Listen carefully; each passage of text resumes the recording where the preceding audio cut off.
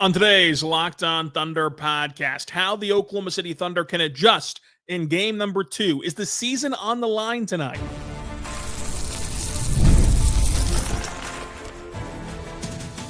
You are Locked On Thunder, your daily Oklahoma City Thunder podcast. Part of the Locked On Podcast Network, your team every day.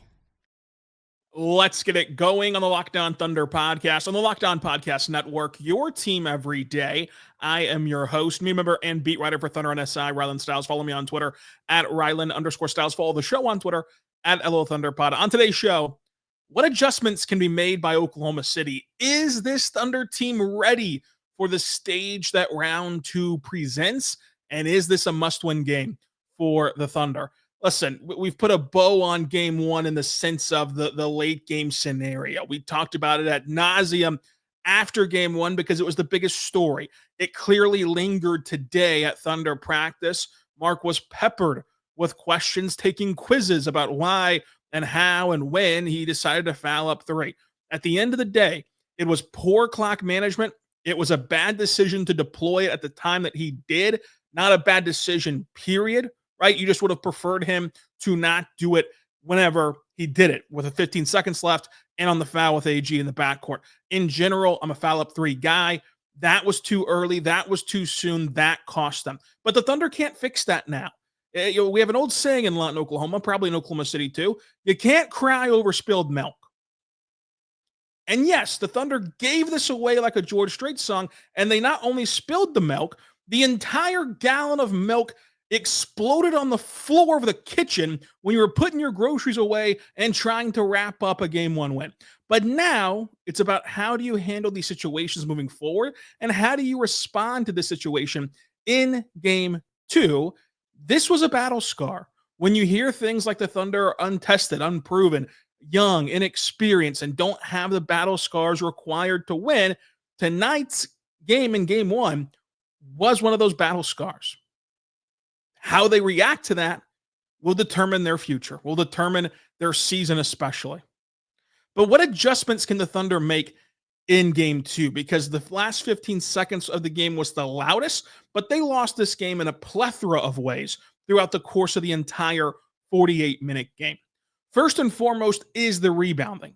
And it's not just the fact that you are embarrassed on the glass. 72-53 will not play. You saw that a year ago. It will not work in the postseason to be out-rebounded at this clip. The Thunder did things to address the rebounding issues this season. They've really shown throughout the course of this season to be better on the glass than what they've shown in game 1.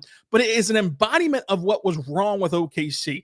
This Thunder team did not do what was required to go get rebounds, much less to go win a game. Because how did Denver go get 72 boards? This was not the same song as what it was in Dallas last year, where the Dallas Mavericks just possessed more pure size than OKC. This was a matter of want to. You want to know why? Christian Braun got 13 rebounds by himself. Guys, Christian Braun is a guard. A wiry one. That's want to. That's doing the right things. That's long rebounds and being the first one to the ball. And Christian Braun's 13 rebounds would have led the Thunder in rebound total. Passing who? Neither of your 7-footers.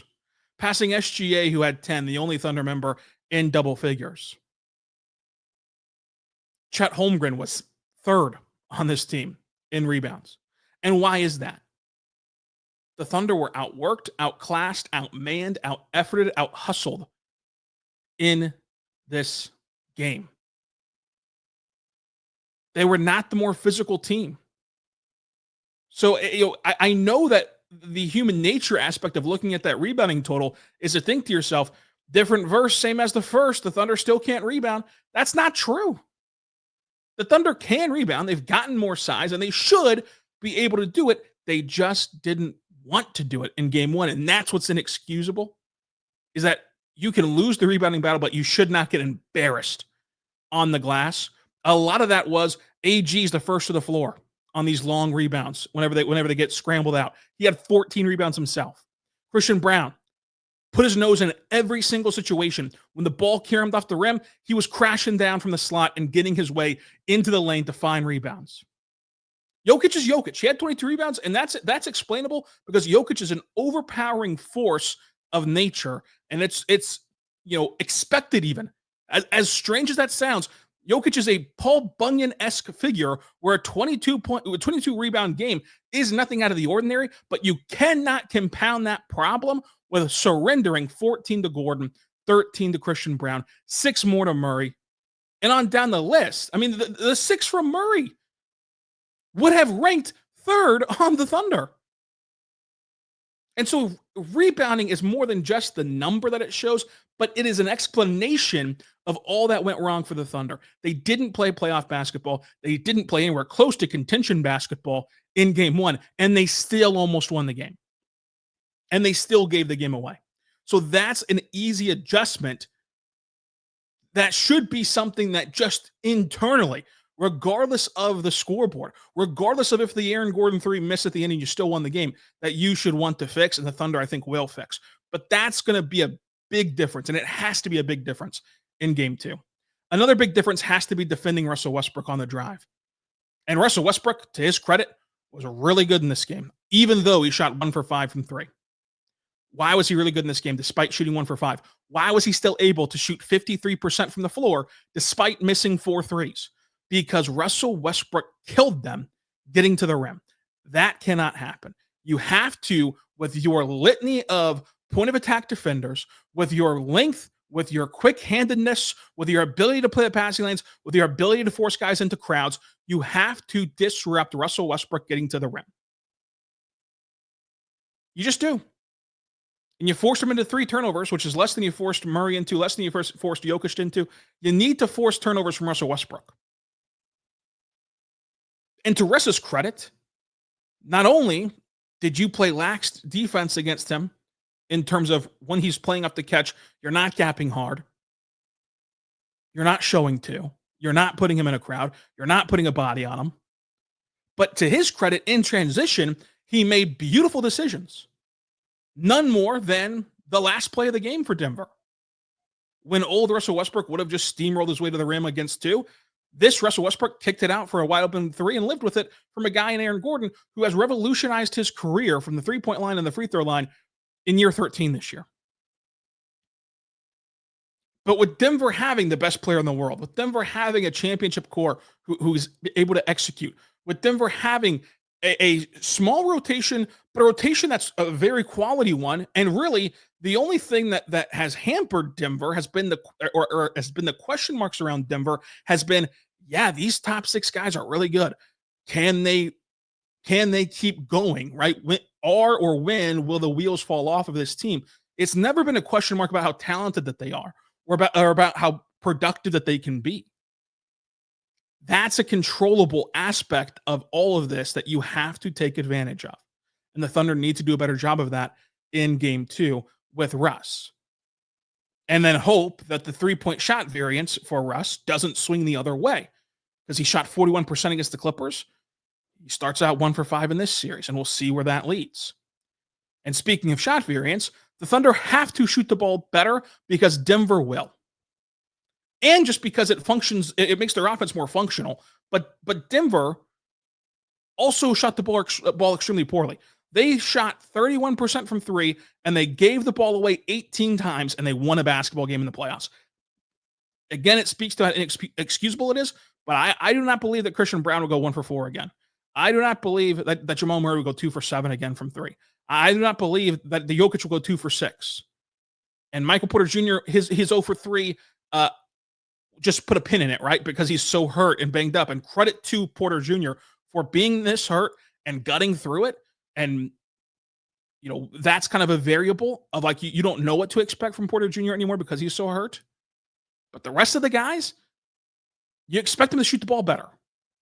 And even Aaron Gordon, don't get Aaron Gordon conflated with PJ Washington, because we will compare the two later on. Aaron Gordon is a guy who has been a really good 3-point shooter. This is not an anomaly from Aaron Gordon. And Aaron Gordon didn't have a Caruso level percentage, right? Like Aaron Gordon shot 50% from 3 in this game, and Caruso shot 55%. But Caruso made 5 threes, which like the 5 threes is way different than Aaron Gordon's 3 threes. Like 3 threes is pretty repeatable. 5 threes is a lot to hit. And getting nine really good looks from 3 from Caruso is harder than the 6 really good looks from Gordon. So it's like you expect Caruso, even if he shoots the ball well, you expect that to come down a little bit in terms of makes. And with Gordon, you expect it to level off to where like now those guys are tied. And if all these other guys are going to elevate their game like we expect, the Thunder are going to have to do the same. You cannot start 0 for 10 again from 3. That got you off to a horrific start because those 10 threes early on in this game that you kept clanking were your best shots that you generated all night. And you would have loved to see one of them go down because it changes the game in the 48th minute. I think people get confused of thinking that the 47th and 48th minutes are all that matter. The points count the exact same. In minute number 1 and in minute number 48, you get 2 points, you get 3 points, or you get 1 point for a free throw. And it's the same total that you get in the 48th minute. And at the end of it all, the total score stems from quarters 1, 2, and 3, and 4. So you got to start better from 3, and you've got to shoot better from 3. And this team has to prove that they're capable of doing that. And the reason why you give Denver the benefit of the doubt is because they've done that. Because Christian Brown's hit big shots and Jamal Murray's hit big shots and Jokic has shot better. The Thunder is just a hope and a prayer. Hope in one hand, you know what in the other. See which one fills up faster. Let's see what this Thunder team can do with this opportunity. Because that's all it is right now is an opportunity. And it's the Thunder's decision to create the result. Because if they come out in game 2 and they shoot the ball lights out, that's a statement. That is a narrative shaper. That is a question answered.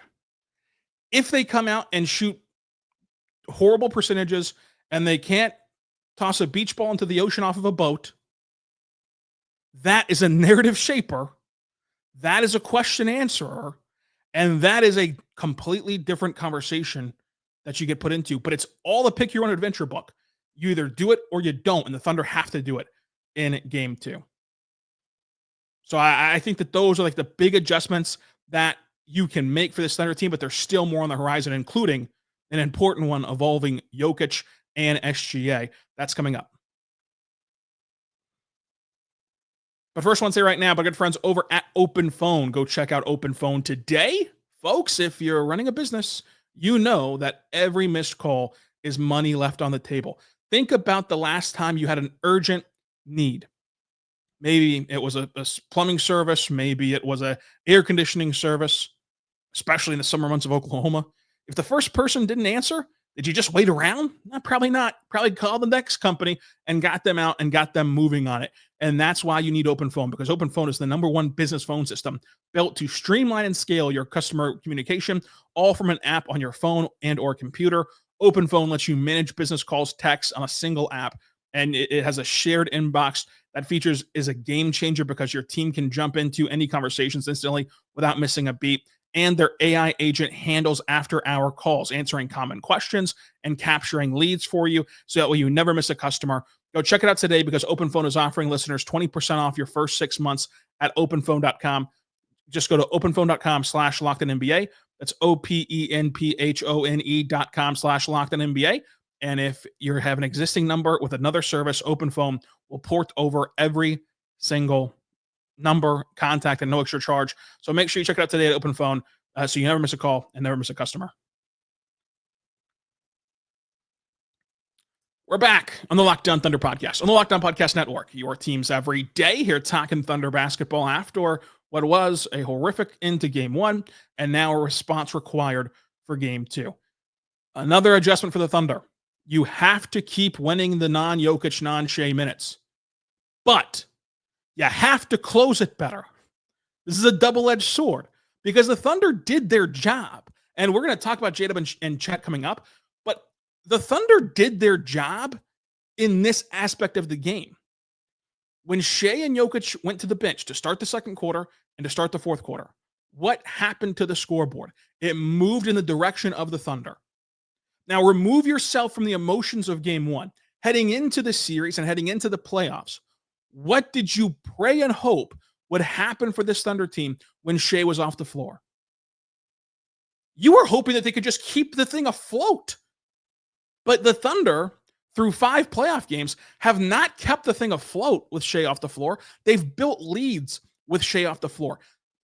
Come hell or high water, that's a check mark in a positive direction for Oklahoma City. They did that job. But what happened afterward? When Shai did return, when Jokic did return, when it was back to the evenness of your rotation, in the sense of your top guys, their top guys, the second, third, and fourth quarter were horrendous closing minutes for Oklahoma City. The Thunder grew that 14-point lead in the second quarter.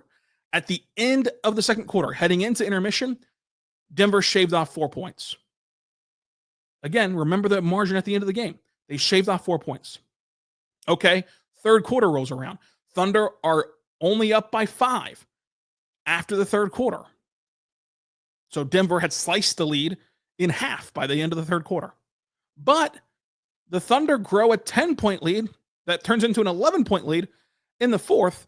And at the end of the fourth quarter, Denver gets over the hump. You did not close a single quarter right in this game. That's the difference. And you see how if their execution was just better, clearly at the end of the fourth quarter, that needs no explanation. But if their execution was just marginally better for a minute stretch here in the second quarter, whenever they couldn't stop fouling Denver, and a minute stretch there in the third quarter, the game changes dramatically. It is a requirement to now put the two together. Before, you couldn't survive non-Shai minutes. Now you're surviving them and boosting your lead. But how do you close now when it swings back that way? That's a big question mark for OKC. That's a big adjustment needed for Oklahoma City. Foul trouble. Foul trouble, foul trouble, foul trouble. This is the one that I am the least passionate about, only because it's a more variable that it's out of the control a lot of ways. What is in their control, though, is the ability to not give away fouls. Because you can't control how physical the game's allowed to be called. And Monday's game was terrible.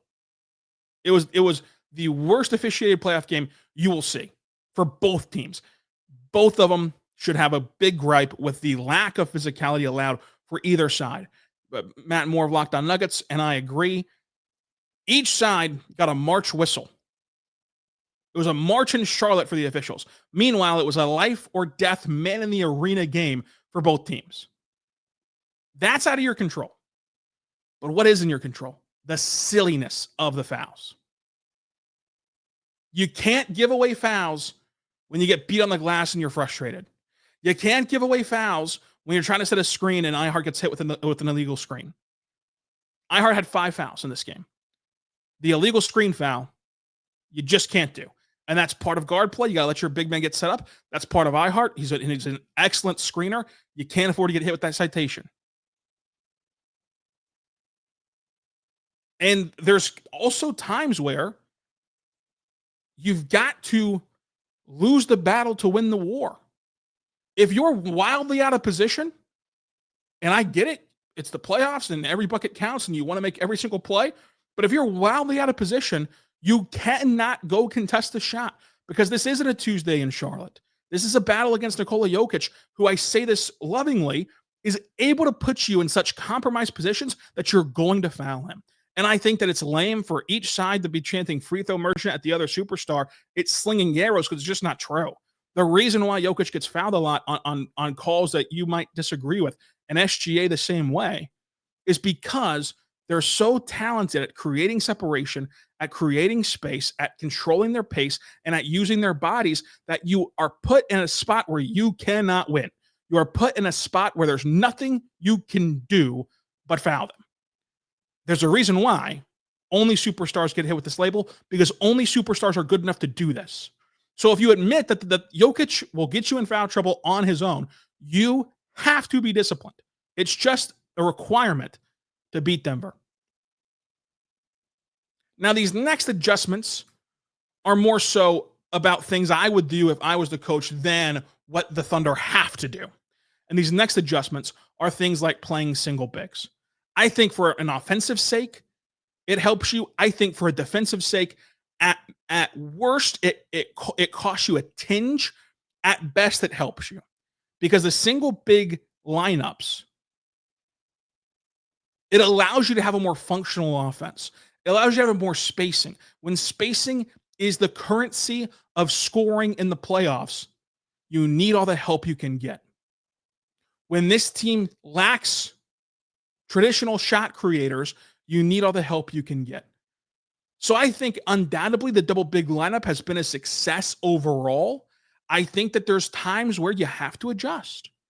And for as much as you love playing double bigs, for as much as that's the shiny new toy and a successful one at that, sometimes you need to go back to old reliable. And the comfortability factor of Chet Holmgren playing the 5 offensively can really spark him in a spot where he's going to naturally be uncomfortable. We'll talk about that coming up. But even spreading out the Denver defense better with just one big on the floor and forcing them to cross-match off of Hartenstein and let him either dribble into a floater like he did against Zach Edey, play making the high post, or swing the ball to whoever's being cross-matched and exploit that mismatch on the recipient end for that Thunder player. Like offensively, I think it just makes a lot of sense to be in a single big lineup. And then defensively, Jokic is the best player in the world and one of the best you've ever seen play this sport. You are not going to stop Jokic. Double big, no big, single big. You're not going to stop Jokic. How can you make life tough on Jokic? By keeping your bigs on the floor, by putting him in a crowd and being disciplined in your flyouts to contest, and by playing the passing lanes off of his playmaking. Well, if you're only playing one big at a time, then Jokic can only draw fouls on one big at a time. And meanwhile, the other big not getting any citations on the bench. So checks that box. If you're going to put Jokic in a crowd, if you have an additional high-level athlete and point of attack defender and perimeter defender who can fly out and contest whenever he sprays the ball out from the post, that puts another check in that box to help you do that without having another 7-footer out there who is just naturally, for as versatile and as good and as athletic as Hartenstein and Holmgren are, it's not breaking news, right? More at 11 that a guard is quicker, faster, and more athletic in this capacity of spraying out the three-point shooters. So you missed the foul trouble on your big. You put Jokic in a crowd better and can contest threes better. And then, again, whenever this team in Denver, now that we move on to the next point, controls the tempo and the pace of the game, it lets you play in transition better. To Holmgren's credit, one of the best plays of the night was Holmgren going rim to rim to break up a lob with a block on I believe it was Gordon at the rim. But if you have Holmgren with another guard out there, you can be more versatile when Denver tries to push the pace. So I would go single big. I don't know what the Thunder are going to do. Mark is very unpredictable as a coach. He likes to explore different aspects of the game. Maybe he agrees, maybe he disagrees, but this adjustment is more so big picture for the series, not so much as like who to start tomorrow night. So I wouldn't judge this adjustment based upon who starts tomorrow. But I would say I think you will look back at this series, no matter who wins it, and say, yeah, they were probably better with just one big on the floor. And Denver manages the pace of this game very well. The Thunder have to manage the clock better. And that ties into the foul up 3 thing, so we won't harp on it too much.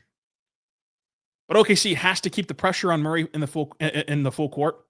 I mean, they pressured him 94 feet, and I thought that was a great job by OKC. It got tired legs. I think it forced some of the misses that Murray fell into whenever he got to spots he likes. But whenever you're getting pressured 94 feet after playing a Game 7, you're naturally gassed. I think Denver could adjust to that by letting someone else bring the ball up. But that is a key area where the Thunder got right, and they have to keep it going. And then they have to figure out the archetype of Aaron Gordon, a bigger wing forward that's able to overpower the Thunder's options in their front court. Because like they're this tweener build of like they're not so massive that you can stick a big man on them because they're able to play in space. They're not so small that you can put one of your wings on them because your wings are undersized compared to Aaron Gordon. So they have to figure out how to match up with that archetype. Coming up, though, is this Thunder team too young? Is this a must-win game in game number 2? We'll talk about it all coming up.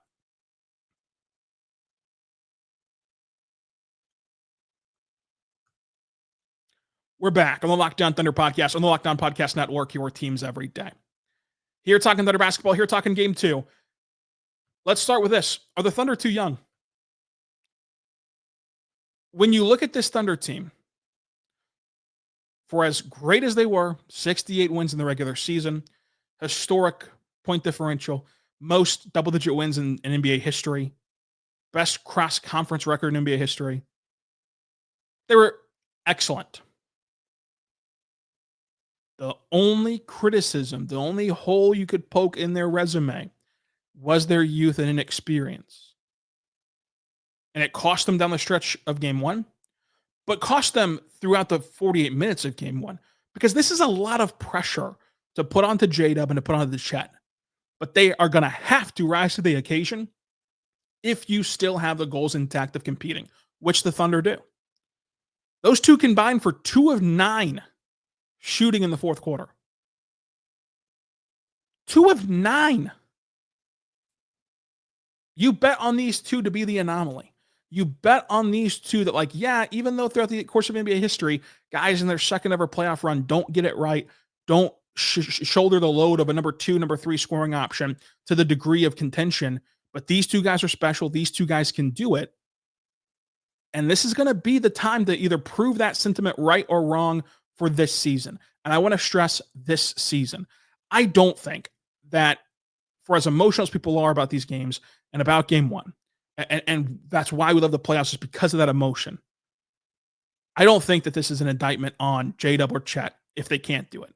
Like, let's play the doomsday scenario out where J-Dub's not good enough for the second year in a row and Chet's not good enough. Well, I think that you're already seeing, even for as bad as game 1 was, for as pedestrian as his stat line was, for as inefficient as he was, and for as porous as he was in the fourth quarter, even for all of that negativity from J-Dub in the first game, you did see a massive stride from him when Shai was off the floor. Because when Shai was off the floor in that Dallas series, he was a ghost.